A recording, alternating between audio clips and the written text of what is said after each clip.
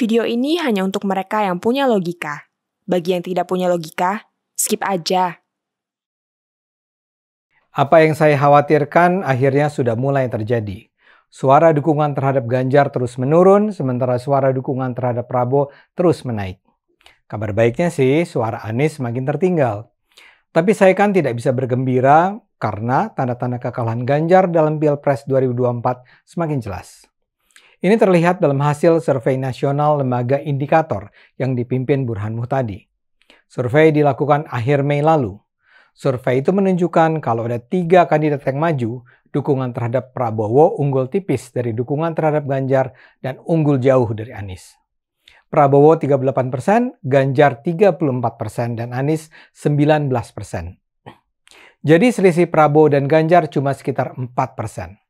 Anies langsung masuk kotak.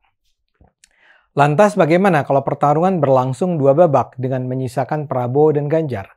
Ternyata hasil survei menunjukkan kalau di final ada Prabowo dan Ganjar, kemenangan Prabowo akan menjadi semakin telak. Prabowo 50,5%, sementara Ganjar 39,3%. Artinya selisihnya mencapai sekitar 11%. Artinya lagi suara pendukung Anies sebagian besar pindah ke Prabowo dan bukan ke Ganjar.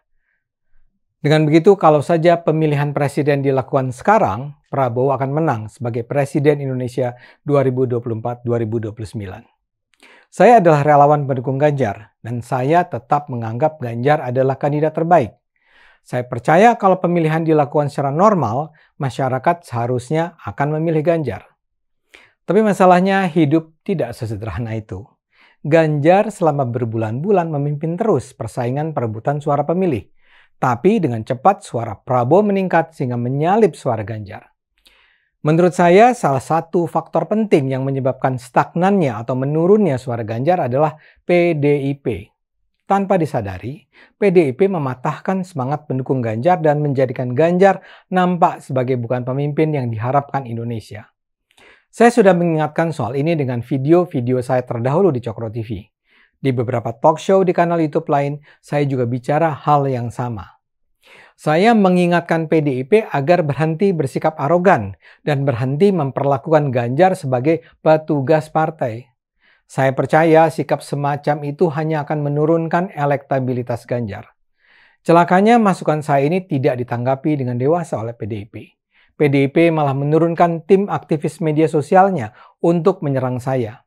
Mereka bilang saya sebaiknya memikirkan saja nasib PSI daripada cawe-cawe soal Ganjar ke PDIP. Ini kan menyedihkan. Saya berkomentar soal Ganjar, walau saya adalah PSI sementara Ganjar datang dari PDIP, karena saya peduli dengan nasib bangsa ini. Saya merasa Ganjar adalah pilihan terbaik dan saya berharap dia menjadi Presiden Indonesia 2024. Karena itu saya menjadi relawan yang bergabung dalam sebuah organisasi relawan pendukung Ganjar. Jadi ya saya berharap Ganjar menang dan saya merasa sikap PDIP akan membawa efek negatif bagi Ganjar. Saya tidak ingin sekarang dengan jumawa bilang, ya kan Ganjar ngedrop kan? Sebagai seorang relawan pendukung Ganjar, saya justru sangat prihatin dengan hasil survei indikator ini. Tapi sebagai relawan saya harus mengingatkan bahwa penurunan suara Ganjar ini ada penyebabnya.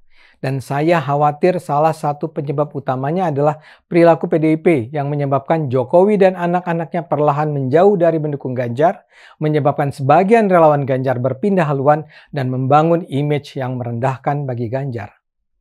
Saya tidak ingin menjelekkan PDIP, tapi saya berharap PDIP mau introspeksi. Jumat 2 Juni lalu, tiba-tiba saja Bu Megawati mengeluarkan pernyataan bahwa yang memenangkan capres bukanlah relawan, melainkan partai politik. Dia bilang persepsi keliru itu harus dikoreksi. PDIP juga sudah membentuk tim koordinasi relawan pemenangan pemilu yang dipimpin Puan Maharani. Saat ini saja saya sudah mendengar bahwa tim ini berusaha melebur ratusan tim relawan yang sudah bekerja keras untuk memenangkan Ganjar di bawah kontrol PDIP. Barangkali Ibu Mega sih tidak berniat menyakiti hati relawan, namun jelas ucapannya itu terkesan merendahkan peran relawan. Ratusan tim relawan selama ini sudah bekerja jauh sebelum Ganjar dideklarasikan sebagai capres PDIP. PDIP selayaknya justru berterima kasih dan mengapresiasi kerja para relawan ini. Janganlah para relawan ini dianggap tidak berperan penting dalam pemenangan Ganjar dan bahkan berusaha dikendalikan secara top-down oleh PDIP. Begitu juga, pada hari yang sama, tiba-tiba saja Bu Megawati bicara soal penyebutan petugas partai. Menurutnya PDIP mengajukan nama Ganjar sebagai capres demi kemaslahatan bangsa. Tapi katanya lagi, Ganjar harus mawas diri bahwa dia adalah petugas partai. Bu Mega bahkan menegaskan bahwa dia sudah memperingatkan Ganjar, awas kalau kamu tidak ngomong kamu itu petugas partai. Untung beliau nurut, kata Bu Mega lagi.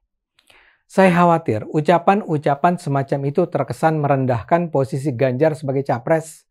Sudah banyak yang mengaku kecewa dan khawatir bahwa Ganjar sebenarnya tidak memiliki kapasitas sebagai pemimpin negara yang sesungguhnya. Ada anggapan bahwa Ganjar hanya akan menjadi boneka PDIP dan bahkan boneka Bu Mega kalau sudah menjadi presiden nanti.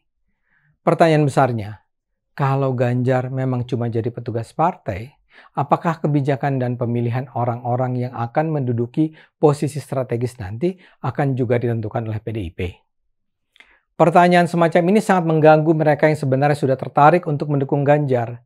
Dan ini menjadi semakin genting karena banyak orang membandingkan kualitas Ganjar dengan kualitas kepemimpinan Prabowo. Apalagi sekarang terbangun pula kesan bahwa kalau di belakang Ganjar ada PDIP, maka di belakang Prabowo ada Jokowi. Sekarang saja di Jakarta sudah ada billboard bertuliskan Jokowi dan Prabowo menang bersama untuk Indonesia Raya.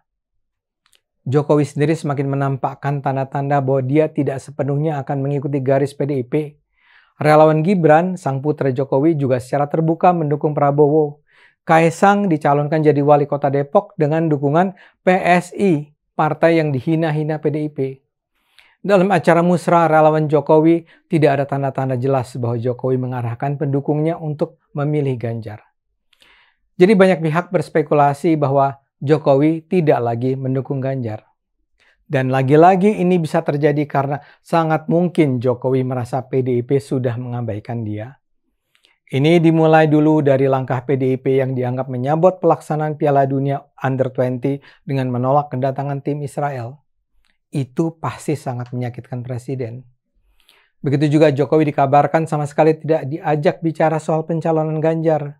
Begitu juga kabarnya ada sejumlah kesepakatan rahasia antara Ganjar dan PDIP yang sama sekali tidak melibatkan Jokowi.